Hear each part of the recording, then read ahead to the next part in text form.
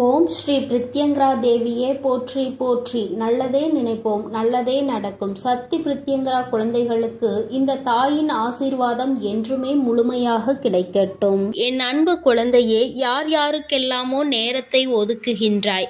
என் குழந்தையே, உன்னுடைய தாயானவள் எனக்காக ஒரு 5 நிமிடம் ஒதுக்க மாட்டாயா? இந்த தாயானவள் உன்னைத்தானே தேடி வந்து என் குழந்தையாக நினைத்து உன்னோடு பேச நினைக்கின்றேன்.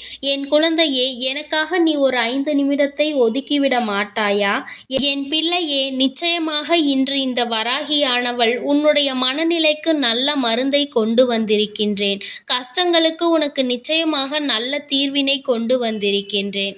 என் குழந்தை, என்னதான் இந்த வாழ்க்கையில் கஷ்டங்களை அனுபவித்து இனியும் கஷ்டங்கள் இருப்பதாக உனக்கு தோன்றினாலும் இனி இந்த வாழ்க்கையில் இவை எல்லாம் நடக்காது என்கின்ற மனநிலையை நீ புரிந்து கொள்ளப் போகின்றாய். அப்படியே நடந்தாலும் அதிலிருந்து எல்லாம் நம்மால் மீண்டு வர முடியும், இதையெல்லாம் நம்மால் கடந்து வர முடியும் என்கின்ற மிகப்பெரிய ஒரு தெளிவை என் பிள்ளை நீ பெற்றுவிடப் போகின்றாய்.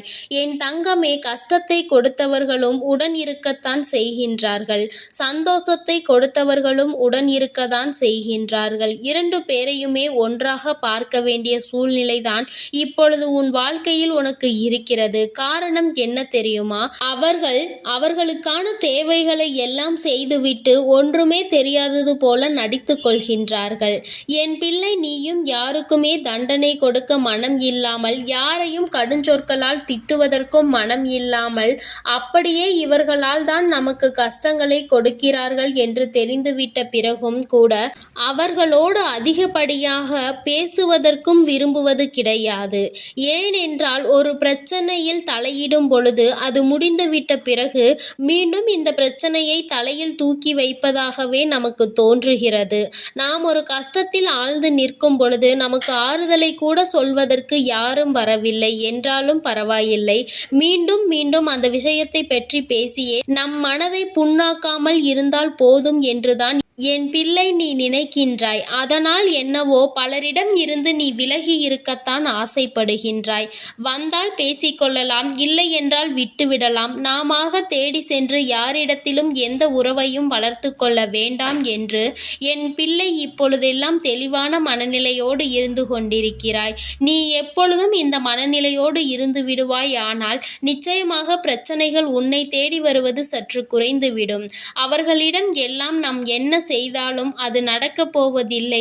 நம் வார்த்தைகள் எதுவும் இவர்கள் மனதை காயப்படுத்துவது கிடையாது. என் பிள்ளையை, மற்றவர்கள் வாழ்க்கையில் கஷ்டங்களை கொடுத்தால் அது அவர்களை எந்த அளவிற்கு பாதிக்கும் என்பது தனக்கு நடக்கும் வரை யாருக்கும் புரிவது கிடையாது. இப்பொழுதெல்லாம் அவரவர் செய்கின்ற பாவத்திற்கு பலன்கள் அவரவர்களுக்கு உடனடியாக கிடைத்து கொண்டே இருக்கின்றது அல்லவா? அதனால் என் பிள்ளையே, யார் என்ன கஷ்டங்களை அனுபவித்தாலும், யார் என்ன சூழ்நிலையில் இருந்தாலும், இனிமேல் இந்த வாழ்க்கையில் நடக்கின்ற விஷயங்களை பற்றி எல்லாம் வேதனைப்படாமல் எல்லாவற்றையுமே உன் தாயானவள் என்னுடைய பாதத்தில் போட்டுவிட்டு உன்னுடைய கடமை என்னவோ அதை மட்டும் நீ செய்து கொண்டே இருக்க வேண்டும். உனக்கு கஷ்டங்களை கொடுப்பவர்கள் சற்று சிந்திக்கத்தானே வேண்டும். நாம் யாருக்கு கஷ்டங்களை கொடுக்கின்றோம், இதனால் என்ன விளைவுகள் ஏற்படும் என்பதையெல்லாம் அவர்கள் சற்று உணர வேண்டிய காலகட்டம் வந்து கொண்டே இருக்கிறது. என் பிள்ளையே, நீ எதற்காகவும் முதலில் யாருடைய சூழ்நிலைக்காகவும் வருத்தப்படுவதை நிறுத்திவிடு. அவர்கள் செய்கிறார்கள், அது அவர்களின் குணங்கள். அதை நீ ஏற்றுக்கொண்டால் அது உன்னுடைய குணமாக மாறிவிடும். அவர்கள் முன்னிலையில் இதையெல்லாம் என்னால் எளிதாக கடந்து வர முடியும் என்கின்ற தைரியமான மனநிலையை நீ வெளிப்படுத்த வேண்டும். தைரியம் என்றால் என்ன? ஒருவரை எதிர்த்து நிற்பது இல்லை. எனக்கு என்ன வந்தாலும் என்னால் அதை சமாளிக்க முடியும் என்று நிற்பது தானே. என் பிள்ளையே, நீ அப்படிதான் நிற்க வேண்டும். உன்னுடைய தைரியம் அவர்களை யோசிக்க செய்ய வேண்டும். நாம் நம்முடைய வேலையெல்லாம் கெடுத்துக்கொண்டு அவர்களுக்கு ஒரு கஷ்டத்தை கொடுக்க முயற்சிகள் செய்கின்றோம், ஆனால் அது எதுவுமே பலன் கடன் இல்லாத போது அவர்களின் அன்றாட வாழ்க்கையை பார்த்து கொண்டிருக்கிறார்களே என்று அவர்கள் யோசிக்க வேண்டும். இனி இது போன்று செய்யக்கூடாது என்று அவர்கள் சிந்திக்க வேண்டும். என் பிள்ளையே, அந்த அளவிற்கு நீ உன்னுடைய வாழ்க்கையில் ஒவ்வொரு விதமான சூழ்நிலைகளையும் கடந்து வந்து கொண்டே இருக்க வேண்டும். எந்த இடத்திலும் தேங்கி நிற்கக்கூடாது. என்ன நடந்தாலும் என்னால் முடியும், இதை தாண்டி செல்ல என்னால் முடியும் என்ற பக்குவத்தோடு நீ நடந்து கொள்ள வேண்டும். என் தங்கமே, இந்த வாழ்க்கையில் பட்டதெல்லாம் போதும், கெட்டதெல்லாம் போதும் என்று நீ நல்லதொரு மனநிலைக்கு இப்பொழுது வந்திருக்கின்றாய். ஏன் தெரியுமா? சேராதவர்களோடு சேர்ந்து அதிகப்படியான கஷ்டங்களை அனுபவித்து வாழ்க்கையில் யாரோடும் எந்தவிதமான சூழ்நிலையிலும் எப்படி நடந்து கொள்ள வேண்டும் என்பதனை புரிந்து கொண்டாய். தேவையில்லாதவர்களோடு பழக்கத்தை வைத்து கொண்டதனால் அவர்களுக்கு ஒரு சூழ்நிலை வரும்பொழுது உன்னை அவமானப்படுத்திவிட்டு அவர்கள் நல்லவர்களாக அந்த இடத்தில் மாறிக்கொண்டார்கள். எல்லோருமே தன்னுடைய அருகில் இன்னொருவரை சேர்த்து கொள்வதற்கு காரணம், பிரச்சனைகள் என்று ஒன்று வந்தால் அவர்களை முன்னே நிறுத்திவிட்டு இவர்கள் பின்னே சென்று ஒளிந்து கொள்வதற்காக தான் என்பதனை முதலில் நீ தெளிவாக புரிந்து கொள்ள வேண்டும்.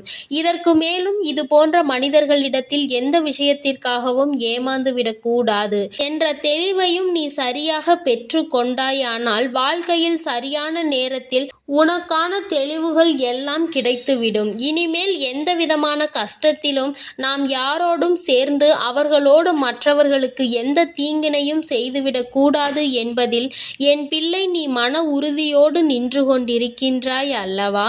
உன்னுடைய இந்த உறுதி உன்னுடைய இந்த வாழ்க்கையை இன்னமும் அழகாக்கும். நீ இன்னும் நல்லதொரு நிலையை அடைந்து விடுவாய். இத்தனை நாட்களும் எதற்காக நமக்கு இந்த கஷ்டம் வந்தது என்கின்ற உணர்வை நீ மீட்டெடுக்கப் போகின்றாய். இனி எந்த சூழ்நிலையிலும் நான் யாருடைய வாழ்க்கையிலும் தலையிடக்கூடாது. அப்படி இருந்தால் மட்டும்தான் நம்முடைய வாழ்க்கையிலும் யாரும் தலையிட மாட்டார்கள் என்பதை என் குழந்தை நீ உணர்ந்து கொண்டாய் அல்லவா? என் தங்கமே, இன்னும் உன்னை சுற்றி சில மனிதர்கள் இருக்கிறார்கள். எப்பேற்பட்டவர்கள் தெரியுமா? ஒருவரை பற்றிய கதைகளை உன்னிடத்தில் கூறிவிட்டு அவர்களை பற்றி நீ என்ன நினைக்கிறாய், நீ என்ன சொல்கிறாய் என்பதை மட்டும் கேட்டுக்கொண்டு அவர்களிடம் சென்று நீதான் சொன்னாய் என்று சொல்லிவிடுவது. இதையே அவர்கள் தங்களினுடைய வேலையாக வைத்து கொண்டிருக்கிறார்கள். அதாவது மற்றவர்கள் முன்னிலையில் உன் பெயரை கெடுப்பதற்கான அத்தனை வேலைகளையும் அவர்கள் செய்து கொண்டிருப்பார்கள். தன்னை விட யாரும் மற்றவர்களிடம் நல்ல பெயரை பெற்றுவிடக் கூடாது என்கின்ற ஒரு சுயநல உணர்வும் தான் இந்த மனிதர்களுக்கு உன்னை யாரேனும் நல்லவர்கள் என்று சொல்லிவிட்டாலே அவர்களுக்கு அப்பொழுதிலிருந்து ஆரம்பித்துவிடும் எப்படியேனும் இவர்கள் பெயரை கெடுத்துவிட வேண்டும் என்ற எண்ணம். என் பிள்ளையே, சுயநல மனிதர்கள் நிறைந்த உலகம், சகுனிகள் கூட்டம் அதிகமாக இருக்கிறது. இங்கே போட்டி போட்டுக்கொண்டு முன்னேறுவது மிகவும் கடினம்தான். இப்படி எந்த சூழ்நிலையில் வாழ்க்கையில் அடுத்த கட்டத்தை அடைய வேண்டும் என்று தெரியாமல் விழிபிதுங்கி நிற்பது ஒரு வகையில் நியாயம்தான்.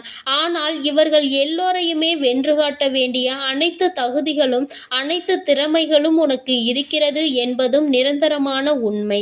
யாருடைய வார்த்தைகளை கண்டும் பயப்படாமல், யாருடைய வார்த்தைகளுக்கும் பயந்து விடாமல் என் பிள்ளையே, உனக்கானதை அடைவதற்கு நீ உன்னால் ஆன முயற்சிகளை மட்டும் கைவிடாமல் செய்து கொண்டே இரு. என்றேனும் ஒரு நாள் இந்த வாழ்க்கை நீ நினைத்தது போல மாறிவிடும். அன்று உனக்கு துரோகங்களை செய்தவர்கள் எல்லாம் உன் முன்னால் கை கட்டி நிற்க வேண்டிய ஒரு சூழ்நிலை ஏற்படும். என் பிள்ளையே, அன்று கூட அவர்களுக்கு தண்டனை வழங்க முடியாது. ஏனென்றால் என் பிள்ளை நீ அந்த அளவிற்கு அடுத்தவர்களை கெடுக்க வேண்டும் என்ற எண்ணம் கொண்ட பிள்ளை இல்லை அல்லவா? அன்றும் கூட அவர்களுக்கு நல்லதை தான் செய்ய வேண்டும் என்று நினைப்பாய்.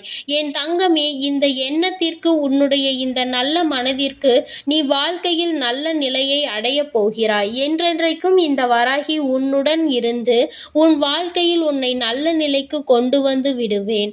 உனக்கு இந்த வராகியானவள் இன்று தருவது சாதாரண வாக்கு கிடையாது.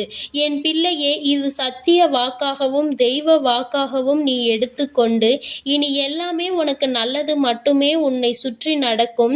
உன்னை சுற்றி நடக்கின்ற விஷயங்கள் எல்லாம் உன்னை விட்டு விலகி ஓடும் என்பதை மனதிற்குள் நினைவில் வைத்து கொண்டு உன்னுடைய அன்றாட செயல்களை சரியாக செய்து வா. என் அன்பு குழந்தைக்கு இந்த சக்தி பிரித்யங்கராவின் அன்பும் ஆசீர்வாதமும் முழுவதுமாக கிடைக்கும். ஓம் ஸ்ரீ பிரித்யங்கரா தேவியே போற்றி போற்றி. ஓம் ஸ்ரீ பிரித்யங்கரா தேவியே போற்றி போற்றி.